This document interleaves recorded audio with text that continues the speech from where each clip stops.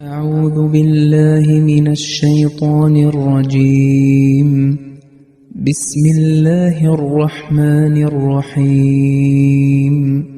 ود كثير من أهل الكتاب لو يردونكم من بعد إيمانكم كفارا حسدا من عند أنفسهم من بعد ما تبين لهم الحق فاعفوا واصفحوا حتى يأتي الله بأمره إن الله على كل شيء قدير. അസ്സലാമു അലൈക്കും വറഹ്മത്തുള്ളാഹി വബറകാതുഹു. സൂറ ബഖറയിലെ 110-ാമത്തെ ആയത്താണ് നിങ്ങൾ കേട്ടത്. അതിൻ്റെ അർത്ഥം ഇപ്രകാരമാകുന്നു: വേദക്കാരിൽ ബഹുഭൂരിഭാഗവും അവർക്ക് സത്യം വ്യക്തമായി കഴിഞ്ഞിട്ടും അവരുടെ ഉള്ളിലെ അസൂയ നിമിത്തം നിങ്ങളെ നിങ്ങളുടെ വിശ്വാസത്തിനു ശേഷം നിഷേധികളാക്കി മാറ്റുവാൻ ആഗ്രഹിക്കുന്നു. അള്ളാഹു തൻ്റെ വിധി നടപ്പിൽ വരുത്തുന്നതുവരെ നിങ്ങൾ അവരോട് പൊറുക്കുകയും ക്ഷമിക്കുകയും ചെയ്യുക. നിശ്ചയമായും അള്ളാഹു അവൻ ഉദ്ദേശിക്കുന്ന സർവ്വ കാര്യത്തിനും പൂർണ്ണമായും കഴിവുള്ളവനാകുന്നു. ഈ ആയത്തിൻ്റെ തഫ്സീറാണ് കേൾപ്പിച്ചുകൊണ്ടിരിക്കുന്നത്.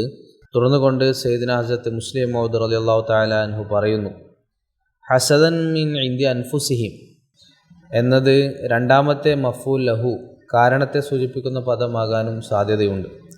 ഇത്തരത്തിൽ ഇതിൻ്റെ അർത്ഥം ഈ വികാരം അവരുടെ സ്വന്തം മനസ്സിൻ്റെ നഫ്സിൻ്റെ ദുഷിച്ച സ്വഭാവം കാരണമുണ്ടായതാണ്, നിങ്ങളുടെ യാതൊരു പ്രവൃത്തിയും അതിന് കാരണമായിട്ടില്ല എന്നതായിരിക്കും. ലോകത്ത് അസൂയ ഹസദ് രണ്ട് തരത്തിലുണ്ട്. ഒന്ന്, അതിൻ്റെ കാരണം പരിഗണിക്കുമ്പോൾ നല്ലതായി കണക്കാക്കപ്പെടുന്നത്. രണ്ട്, കാരണത്തിൻ്റെ കാര്യത്തിലും അതിൻ്റെ നഫ്സിൻ്റെ കാര്യത്തിലും മോശമായി കണക്കാക്കപ്പെടുന്നത്. ഉദാഹരണത്തിന്, ഒരു അമുസ്ലിം സമ്പത്തിലും ധനത്തിലും മുന്നേറുകയും ഒരു മുസ്ലിം അതിൽ അസൂയപ്പെടുകയും ചെയ്താൽ ഈ അസൂയക്ക് പല കാരണങ്ങളുണ്ടാകാം. ഒന്ന്, അവിശ്വാസത്തിൻ്റെ ശക്തി തകരണമെന്നതിനാൽ, കാരണം അള്ളാഹു അവിശ്വാസത്തെ ഇഷ്ടപ്പെടുന്നില്ല. രണ്ട്, ഒരു അമുസ്ലിമിന് ഇത്രയധികം സമ്പത്ത് ലഭിക്കുന്നത് അയാൾക്ക് സ്വയം സഹിക്കാൻ കഴിയാത്തതിനാൽ. മൂന്ന്, കേവലം ഭൗതികമായ കാരണം, അതിൽ ഒരു മതപരമായ വികാരത്തിനു സ്ഥാനമില്ല, മറിച്ച് ഭൗതികമായ ആഗ്രഹങ്ങൾ മാത്രമാണ് ഇതിന് പിന്നിൽ പ്രവർത്തിക്കുന്നത്. അള്ളാഹു പറയുന്നു, അവരുടെ അസൂയ മിൻ ഇൻദി അൻഫുസിഹിം ആണ്. അതായത് ഈ അസൂയ അവരുടെ സ്വന്തം മനസ്സിൻ്റെ ദോഷം കാരണവും പിശുക്ക് കാരണവുമാണ് ഉണ്ടായത്. ഇതിന് മുസ്ലിങ്ങളുടെ യാതൊരു പ്രവൃത്തിയും കാരണമായിട്ടില്ല. മുസ്ലിങ്ങൾ അവരെ പ്രകോപിപ്പിക്കുകയും അത് കാരണം അവർക്ക് ദേഷ്യം വരികയും ചെയ്തിരുന്നെങ്കിൽ അസൂയക്ക് കാരണം മുസ്ലിങ്ങളാകുമായിരുന്നു. എന്നാൽ മുസ്ലിങ്ങൾ അവരുടെ ഗുണകാംക്ഷികളായിരിക്കുകയും അവരുടെ പുരോഗതിക്കായി പരിശ്രമിക്കുകയും ചെയ്യുന്നു. അതുകൊണ്ട് അവരുടെ അസൂയ അവരുടെ സ്വന്തം മനസ്സിൽ നിന്ന് ഉടലെടുത്തതാണ്. മിൻ ബഅദി മാ തബയ്യന ലഹുമുൽ ഹഖ്, സത്യം അവർക്ക് വ്യക്തമായതിനു ശേഷവും മുസ്ലിങ്ങളെ അവിശ്വാസികളാക്കി മാറ്റാനുള്ള ആഗ്രഹം രണ്ട് കാരണങ്ങളാൽ ഉണ്ടാകാവുന്നതാണ്. ഒന്നാമതായി, മുസ്ലിങ്ങളുടെ അവസ്ഥ അവിശ്വാസികളുടേതിനേക്കാൾ മോശമാണെന്ന് വേദക്കാർക്ക് തെറ്റിദ്ധാരണയുണ്ടായിരിക്കാം. അതുകൊണ്ട് അവർ വീണ്ടും അവിശ്വാസം സ്വീകരിക്കുന്നതാണ് നല്ലതെന്ന് വിചാരിക്കുന്നുണ്ടാകും. രണ്ടാമതായി, വേദക്കാർ തെറ്റിദ്ധാരണ മൂലമല്ല, മറിച്ച് തിരിച്ചറിവോടെ തന്നെ മുസ്ലിങ്ങളുടെ അവസ്ഥ മക്കയിലുള്ള കാഫിറുകളുടെ അവസ്ഥയേക്കാൾ മോശമാണെന്ന് മനസ്സിലാക്കുന്നുണ്ടാകും. അതിനാൽ അവർ ആ ആദ്യ അവസ്ഥയിൽ തുടരുന്നതായിരുന്നു കൂടുതൽ നല്ലതെന്ന് അവർ കരുതുന്നുണ്ടാവാം. അള്ളാഹു പറയുന്നു, അവരുടെ ഈ ആഗ്രഹം സദുദ്ദേശത്തിൽ അധിഷ്ഠിതമായിരുന്നെങ്കിൽ അതൊരു വിഷയമാകുമായിരുന്നു. എന്നാൽ മക്കയിലുള്ളവർ ഇവരേക്കാൾ നല്ലവരായതുകൊണ്ടല്ല അവർ ഇങ്ങനെ ആഗ്രഹിക്കുന്നത്, മറിച്ച് അവർ കേവലം അസൂയ കാരണം മാത്രമാണ് ഇങ്ങനെ ആഗ്രഹിക്കുന്നത്. കൂടാതെ ഈ ആഗ്രഹം ഏതെങ്കിലും തെറ്റിദ്ധാരണയുടെ അടിസ്ഥാനത്തിലല്ല. മക്കയിലുള്ളവരുടെ അവസ്ഥ ഇവരേക്കാൾ താഴ്ന്നതാണെന്ന് അവർ അറിഞ്ഞുകൊണ്ട് തന്നെ, സന്മാർഗം അള്ളാഹുവിൻ്റെ പക്കൽ നിന്നാണ് വരുന്നതെന്നും അറിഞ്ഞുകൊണ്ട് തന്നെ അവർ മുസ്ലിങ്ങളെ അവിശ്വാസികളാക്കി കാഫിറുകളാക്കി മാറ്റാൻ ശ്രമിക്കുന്നു. അതുകൊണ്ട് ഇവർ മുസ്ലിങ്ങളുടെ മാത്രമല്ല അള്ളാഹുവിൻ്റെയും ശത്രുക്കളാണ്. ഇവിടെ മിൻ ബഅദി മാ തബയ്യന ലഹുമുൽ ഹഖ് എന്നത് വ്യക്തമാക്കുന്നത്, ഈ മതത്തിന് ശ്രേഷ്ഠതയുണ്ടെന്ന് അറിഞ്ഞിട്ടും ആളുകൾ അവിശ്വാസം പ്രചരിപ്പിക്കാനും സന്മാർഗത്തിൻ്റെ പരിധി കൂടുതൽ ചുരുങ്ങാനും ആഗ്രഹിക്കുന്നു എന്നതാണ്. മുസ്ലിങ്ങളെക്കുറിച്ച് വേദക്കാർക്കുള്ള ഈ ആഗ്രഹം വിശുദ്ധ ഖുർആനിലെ മറ്റ് ചില ഭാഗങ്ങളിലും വിവരിക്കുന്നുണ്ട്. സൂറ ആൽ-ഇംറാനിൽ അല്ലാഹു തആല പറയുന്നു, വദ്ദ ത്വായിഫത്തും മിൻ അഹ്ലിൽ കിതാബി ലൗ യുളില്ലൂനകും വമാ യുളില്ലൂന ഇല്ലാ അൻഫുസഹും. അതായത്, ഗ്രന്ഥാനുസാരികളിൽ ഒരു വിഭാഗക്കാർ നിങ്ങളെ വഴിതെറ്റിക്കാൻ ആഗ്രഹിക്കുന്നു. വാസ്തവത്തിൽ അവർ തങ്ങളെ തന്നെയല്ലാതെ മറ്റാരെയും വഴിതെറ്റിക്കുന്നില്ല. അതുപോലെ സൂറ ആൽ-ഇംറാനിൽ തന്നെ അല്ലാഹു സുബ്ഹാനഹു തആല പറയുന്നു, യാ അയ്യുഹല്ലദീന ആമനൂ ഇൻ തുതീഉ ഫരീഖൻ മിനല്ലദീന ഊതുൽ കിതാബ യറുദ്ദൂകും ബഅദ ഈമാനികും കാഫിരീൻ. അതായത്, വിശ്വസിച്ചവരെ, ഗ്രന്ഥം നൽകപ്പെട്ടവരിൽ ഏതെങ്കിലും ഒരു വിഭാഗത്തെ നിങ്ങൾ അനുസരിക്കുന്നതായാൽ നിങ്ങൾ സത്യവിശ്വാസം കൈക്കൊണ്ട ശേഷം അവർ നിങ്ങളെ അവിശ്വാസികളാക്കി തിരിച്ചുവിടും.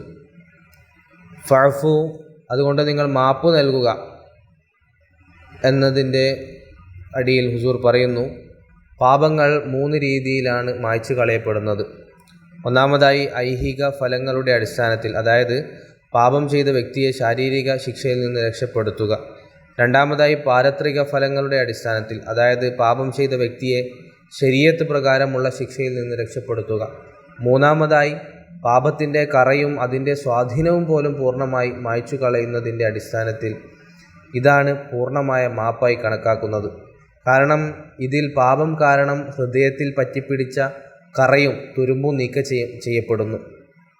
ഈ സന്ദർഭത്തിൽ മുസ്ലിങ്ങളെയാണ് അഭിസംബോധന ചെയ്യുന്നത്. അതുകൊണ്ട് ഇവിടെ പാരത്രികമായ ശരീഅത്ത് ശിക്ഷയല്ല, മറിച്ച് ഐഹികമായ ശിക്ഷയാണ് ഉദ്ദേശിക്കുന്നത്. അള്ളാഹു മുസ്ലിങ്ങളോട് കൽപ്പിച്ചിരിക്കുന്നത് ഇതാണ്: നിങ്ങൾ അവരെ സ്വയം ശിക്ഷിക്കാൻ ശ്രമിക്കരുത്, പകരം വിട്ടുവീഴ്ചയോടെ പ്രവർത്തിക്കുക. ഫഅഫു, മാപ്പ് നൽകുക എന്നതിലെ സൂചിപ്പിക്കുന്നത് ഈ കൽപ്പന വേദക്കാരുടെ ഏതെങ്കിലും ഒരു മുൻപ്രവൃത്തിയുടെ ഫലമായി നൽകപ്പെട്ടതാണ് എന്നാണ്. ആ മുൻപ്രവൃത്തി അവർ മുസ്ലിങ്ങളെ വീണ്ടും കാഫിറുകളാക്കി മാറ്റാൻ ആഗ്രഹിച്ചു എന്നതാണ്. അതുകൊണ്ട് ഫഅഫു എന്നതിൻ്റെ അർത്ഥം നിങ്ങളെ മതത്തിൽ നിന്ന് വ്യതിചലിപ്പിക്കാൻ അവർ ആഗ്രഹിക്കുന്നതുകൊണ്ട് നിങ്ങൾ അവർക്ക് മാപ്പ് നൽകുക എന്നല്ല. കാരണം മാപ്പ് നൽകുന്നതിന് കാരണം എപ്പോഴും ഒരു നന്മയായിരിക്കും. എന്നാൽ അവർ യാതൊരു നന്മയും ചെയ്തില്ല, മറിച്ച് മുസ്ലിങ്ങളുടെ കേന്ദ്രീകൃത ശക്തിയെ തകർത്ത് വീണ്ടും അവർക്ക് ഐക്യമില്ലാത്ത അവസ്ഥയിലേക്ക് കൊണ്ടുവരാൻ ശ്രമിച്ചു എന്ന അപകടകരമായ ശത്രുതയാണ് കാണിച്ചത്. ഈ സാഹചര്യത്തിൽ അവരുടെ യാതൊരു നന്മയും ഈ മാപ്പിന് കാരണമായി കണക്കാക്കാനാവില്ല. ഇവിടെ ഉയരുന്ന ഒരു ചോദ്യം, അവർ ഒരു നന്മയും ചെയ്തിട്ടില്ല, മറിച്ച് മുസ്ലിങ്ങളെ ഓരോരുത്തരെയായി മതഭ്രഷ്ടരാക്കാൻ ശ്രമിക്കുന്നു എന്നാണ് ഇവിടെ പറയുന്നത്. അങ്ങനെയെങ്കിൽ ഫഅഫു വസ്ഫഹു എന്ന കൽപ്പന എന്തിനാണ് നൽകിയത്? അതുകൊണ്ട് ഓർമ്മിക്കുക, ഇവിടെ അഫ് മാപ്പ് എന്നും സഫ്ഹ് അവഗണന അല്ലെങ്കിൽ മുഖം തിരിക്കലെന്നും ഉദ്ദേശിക്കുന്നത് മുകളിൽ പറഞ്ഞ 3 തരം മാപ്പുകളിൽ ഒന്നാമത്തെ തരം മാത്രമാണ്. അതായത് നിങ്ങൾ അവരെ ശാരീരികമായി ശിക്ഷിക്കാൻ ശ്രമിക്കരുത്. കാരണം അവരുടെ ഈ പ്രവൃത്തിക്കുള്ള ശിക്ഷ നാം തന്നെ അവർക്ക് നൽകുന്നതാണ്. മാപ്പിനൊപ്പം സഫ്ഹ് കൂടെ ചേർത്തത് നിങ്ങൾ അവർക്ക് ശിക്ഷ നൽകരുത് എന്ന് മാത്രമല്ല, അവരോട് പരുഷമായി പെരുമാറരുത് പകരം എന്നും സൂചിപ്പിക്കുന്നു. അതുകൊണ്ടാണ് ഹത്താ യഅ്തിയല്ലാഹു ബി അംരിഹി, അള്ളാഹുവിൻ്റെ കൽപ്പന വരുന്നത് വരെ എന്ന് പറഞ്ഞത്. അതായത് അവരുടെ കാര്യത്തിൽ അള്ളാഹുവിൻ്റെ വിധി നടപ്പിലാകുന്നത് വരെ, അല്ലെങ്കിൽ അവരുടെ മേൽ ശിക്ഷ ഇറങ്ങുന്നത് വരെ നിങ്ങൾ അവരോട് വിട്ടുവീഴ്ച ചെയ്യുക. ഇവിടെ അമറ എന്നതുകൊണ്ട് ഉദ്ദേശിക്കുന്നത് ജിഹാദിനുള്ള കൽപ്പനയല്ല, മറിച്ച് അള്ളാഹു ഒരു വിധി നടപ്പിലാക്കുക എന്നതാണ്. അതായത് വിവിധ ശിക്ഷകളാൽ അവരെ നശിപ്പിക്കുക എന്ന് സാരം. ശാരീരികവും ഹൃദയപരവും മസ്തിഷ്കപരവും ആത്മീയപരവുമായ തലങ്ങളിൽ ഇത്ര വലിയ കുറ്റകൃത്യങ്ങളിൽ ഏർപ്പെടുകയും അവിശ്വാസികൾ തങ്ങളെക്കാൾ താഴ്ന്നവരാണെന്ന് അറിഞ്ഞിട്ടും മുസ്ലിങ്ങളെ കുഫറിലേക്ക് തിരികെ കൊണ്ടുവരാൻ ആഗ്രഹിക്കുകയും ചെയ്യുന്ന സ്വന്തം മനസ്സിൻ്റെ നീചത്വവും മാലിന്യവും കാരണം അസൂയയുള്ളവരായ ഈ ആളുകളെ ദൈവത്തിനല്ലാതെ ആർക്കാണ് ശിക്ഷിക്കാൻ സാധിക്കുക? മനുഷ്യന് ശാരീരിക ശിക്ഷ മാത്രമേ നൽകാൻ കഴിയൂ. മസ്തിഷ്കപരവും ചിന്താപരവും ഹൃദയപരവും ആത്മീയപരവുമായ ശിക്ഷകൾ ആർക്കും നൽകാൻ കഴിയില്ല. ഇത് തീർച്ചയായും അള്ളാഹുവിൽ നിന്ന് മാത്രമേ ലഭിക്കുകയുള്ളൂ. കാരണം മനുഷ്യൻ്റെ മസ്തിഷ്കം, ഹൃദയം, ശരീരം, ആത്മാവ് എന്നിവയുടെ എല്ലാം നിയന്ത്രണം അവൻ്റെ കയ്യിലാണ്. അതുകൊണ്ട് അള്ളാഹു പറഞ്ഞു, അവരുടെ മേൽ നാം പ്രഹരമേൽപ്പിക്കും. നിങ്ങൾ അവരെ നമുക്കായി വിട്ടേക്കുക. നാം അവരുടെ തലച്ചോറിന് പ്രഹരമേൽപ്പിക്കും. നാം അവരുടെ ചിന്തകൾക്ക് പ്രഹരമേൽപ്പിക്കും.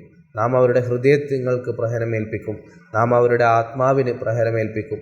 അങ്ങനെ തന്നെയാണ് സംഭവിച്ചത്. മദീനയിലെ യഹൂദർ സംസാരത്തിലൂടെയുള്ള വാദങ്ങൾക്കപ്പുറം രാഷ്ട്രീയ മാർഗത്തിലൂടെ മുസ്ലിങ്ങളെ ഉപദ്രവിക്കാൻ ശ്രമിക്കുകയും കൊലപാതക ഗൂഢാലോചനകൾ വരെ നടത്തുകയും ചെയ്തു. അപ്പോൾ അള്ളാഹുവിൻ്റെ ഭാഗത്തു നിന്ന് അവരുമായി യുദ്ധം ചെയ്യാനുള്ള അനുമതിയുണ്ടായി.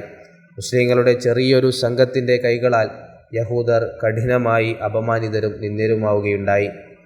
ഈ ആയത്തിൻ്റെ തഫ്സീർ ഇവിടെ അവസാനിക്കുന്നു. വാഖിർ ദഅ്വാനാ അൽഹംദുലില്ലാഹി റബ്ബിൽ ആലമീൻ.